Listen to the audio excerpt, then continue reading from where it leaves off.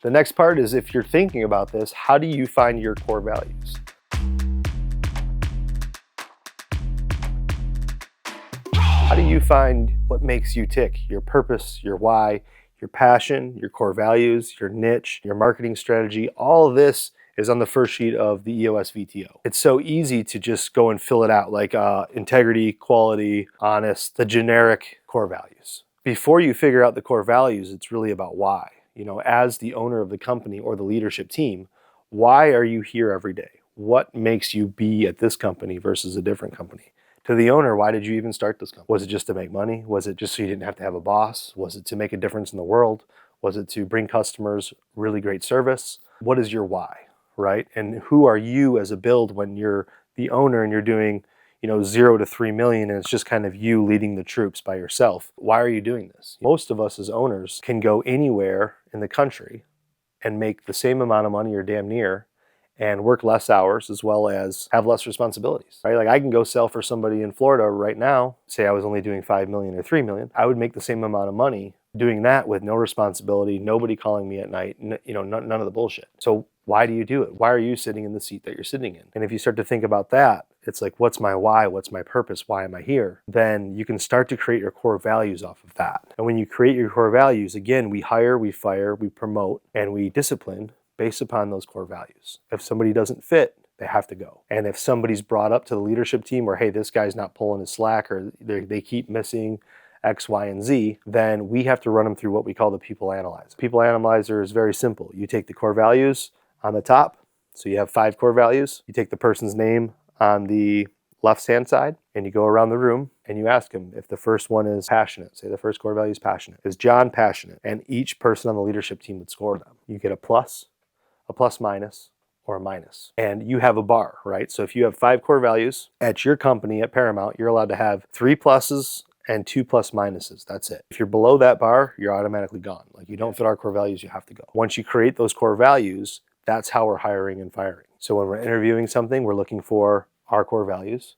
When we're firing somebody, we're looking for our core values. When we're rewarding them, we're looking for our core values. And when we're disciplining them, we're looking at our core values. So everything's ran as far as people through that core value system.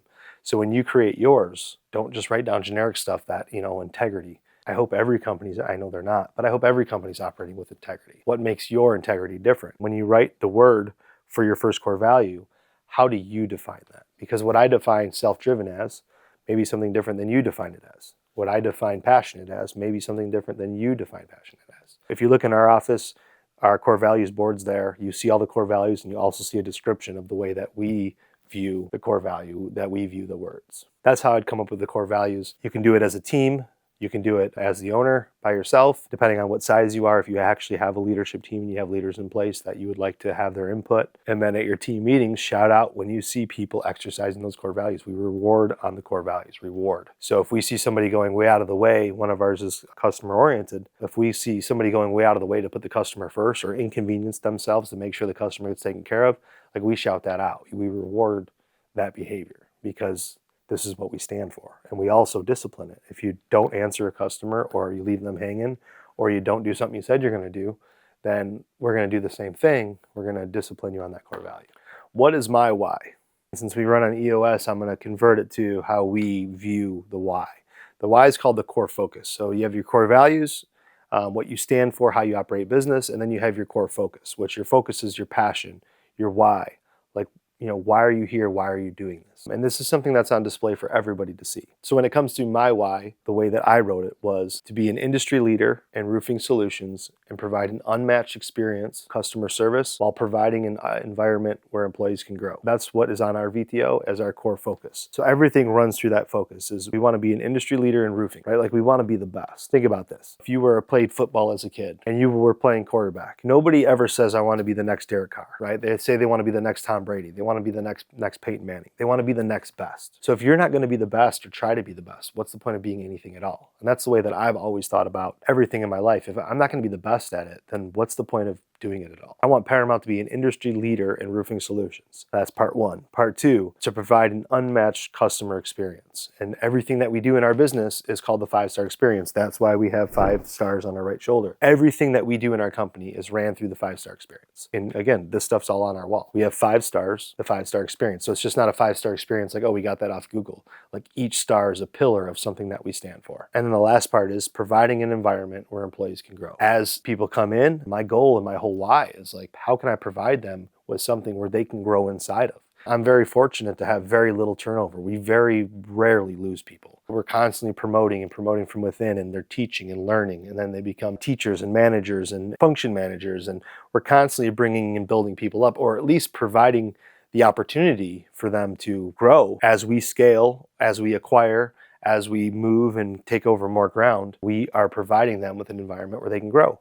Now, some people, we'll pick on sales guys again, some people just want to sell. They want 2 to 3 appointments a day, maybe 4 appointments a day. They want to go sell them. They want to keep track of their numbers and their scorecard, and they want to go home. That's all they want to do. That's fine. That's great. But my goal is I want to create an environment where they can grow if that's what they want to do. And growing just doesn't have to be promotion in the company. Growing can be like, hey, I came here broke. I make X amount of dollars. I have X amount in my bank account and I'm ready to buy my first rental. Awesome, dude. How can I help you? I love sending people to my financial advisor. My guys, my gals will be like, hey, I'm ready to start contributing to 401k. I'm ready to start, getting into mutual funds or, different IRAs. How do I learn about this? It's like, dude, this is like, that's what I know. Like, that's all I've ever known. So getting them to my financial advisor, explaining to him or her how the Roth IRAs versus safe harbor IRAs, life insurance, whole life, term life, like explaining to them this is growth. So the growth doesn't have to be just in the company, right? The growth can be personal, financial, spiritual. Like spiritual's another good thing. Like, hey, I want to get into, the church. I want to get in, move to the next level. It's like fantastic. Like, how do we get you there? That's what I stand for. That's my why. And there's 3 pillars to that why, because I wanted to make sure that I covered, my company, my customers, and most importantly, my team. Because if you're willing to take a risk on me, then I want to make sure that I can take a risk on you. Right? Where it's like, hey, it's my obligation at this point to make sure not only you eat, but you grow as a person and in a professional career. Can old school values coexist with modern business strategies? That one's deep. Essentially, what we're talking about is, can you teach an old dog new tricks? We all know, as people in this industry, we all know people that own companies, or we know of companies where the owners are older, they're not into the content creation, they're not into the visuals, they're not into the CRMs, all the different apps and integrations. They live by this rule of we're referral based only, and maybe they do a little bit on Google, maybe they do a little bit here and there, but they're really just stuck in their ways. They grow and compete with modern technology, right? And the people like me that are younger, more innovative, creating the content, sending over really nice quotes, and utilizing CRMs and automations and integrations and communication integrations and virtual assistants. I think if I was in that position, for me, I would find myself with a younger, more modern entrepreneurial mindset and really let them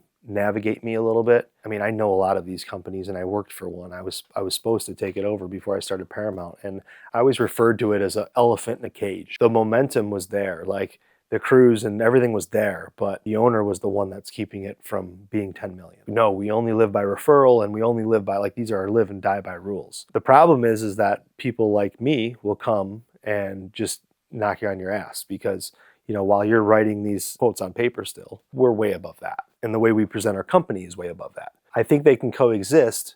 And of course, there's room for every kind of company, right? So I think they can coexist. I'm not sure that they can beat in a revenue and net profit scale perspective. I'm not sure that they can beat a modern company with a great leader that's utilizing the tools available in 2024.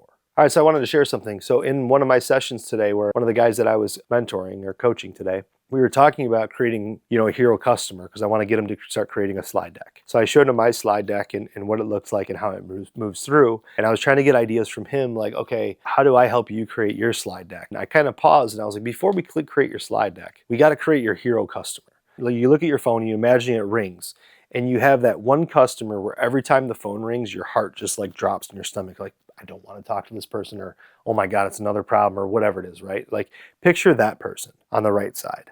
Now on the left side, picture the customer that your phone rings and you're like, oh man, this one's a good lead for sure, right? Like this is my favorite customer. Or the customer just wants to check in, like your favorite ideal customer. Put them on the left side. What are the traits of the customer on the right? What are the traits of the customer on the left? The customer on your left is your hero customer. That's the customer that you want, right? That's the customer you want to work with every day. They're detail oriented. They're willing to pay the price. You detail them like how much money do they make? Are they married? What age are they? That's my target demographic. And over here is not my target demographic. So before you get into a lot of the slide deck and stuff like that, it comes all the way back to the hero customer. And this is the same thing we're building ads for, right? Like when we build ads for content, we're not building ads for 30-year-old single males. I'm not building content for them. I'm building content for somebody that's 45 or older that makes over $150,000 a year that's married. That's my hero customer. So I'm building my content for them. I'm building my slide deck for them. I'm building all my ads, my apps, my image, my reputation, the way we go about business. I'm building it all for the hero customer, and I'm not building it for this person. So when you get to build slide decks and things like that, you have to really take it, like, instead of being so broad, build it for that one person that you want the most. We've all done it, right? We went and pitched jobs to a customer and you're like, man, me and this customer had a great rapport. You know, I guarantee I got this one.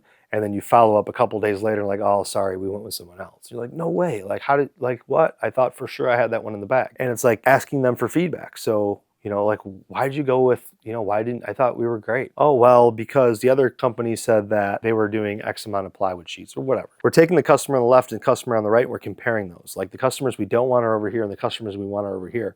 So we're not going to cater to this. We're going to cater to this, and we're going to build everything around. And it comes down to, you know, there's three different types of companies. We have the convenience company, we have the price company, and we have the quality company. Can't be all three. You can't have the best convenience and the best price as well as the highest quality. It doesn't exist. In the book I'm reading called The Pumpkin Plan, he's talking about this. And what he's saying is Walmart, right? Walmart competes to be the cheapest price. That's what they do. So back in the day when Netflix came out, they were trying to compete with Netflix, convenience company, on renting movies. They were trying to compete with Blockbuster and Netflix on streaming. And though Walmart's prices were cheaper, they only had a couple million users. And Netflix was more expensive, and they had way more users because the convenience experience, the way that you navigated the app, the way that they marketed it, the way they did this, everything they did was built around convenience. So when you're building your slide deck and you're comparing your customers, what sector are you in, or what sector is your A, what sector is your B, and what sector is your C, right? So if we take these three, you know, for Paramount, it's convenience, quality, price, because we're always going to be a higher price. Like I'm not the cheapest guy on the block. As far as quality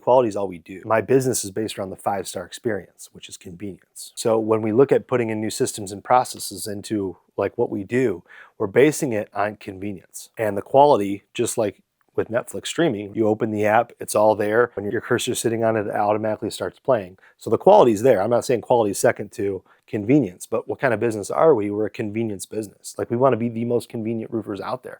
We want to deliver the 5-star experience. Just like that Netflix app is easy to navigate, I want to make sure I can navigate people through getting a roof with no problems, no communication bubbles, no issues. That's what I want to do. If I was solely focused on quality, you know these people too, right? They're really great craftsmen. I have a guy that we use all the time. He's in a certain trade where we refer him, and I say, hey, this guy does great work, but he may not answer the phone. You may have to call him and leave him 5 messages. He may postpone your job. I'm telling you because I don't want to look bad. But in my professional opinion, this guy does the best work, right? So this guy, this one-man band that I'm talking about, he's focused on quality. His convenience doesn't matter. His price is high, but it's the best out there. You just have to deal with all the bullshit to get to him. So back to the beginning of the story, we have the two, you know, we have the slide deck that we want to build. We have the hero customer, which we're catering to that customer. And now we know what kind of business we're in. We're in the quality business, we're in the convenience business, or we're in the price business. Like, and all three are okay. All three have a spot in this sector. There's a company around us that's the cheapest in town. They smash out tons of roofs a year. You know, I don't know much about them, just know how their quality and convenience is. When they compare our price to this person, we're always way more. And they still do millions of dollars, right? Ours is convenience, we still do millions of dollars. But the moral of the story is when you're, you know, figuring out different things in your business, whether it's core values, core focus, hero customer, what type of business that you're actually in, you start to dig deep into these questions and start to really build your vision of like who you are, then making sure that everything that you do from then on is based upon your vision, your purpose, your why. What kind of company am I? Like staying true to yourself. If you're a roofing company, you're not going to be doing decks, right? If you're doing decks, then hey, you're roofing and decks. Well, you're a building company. You're not technically a roofing company, right?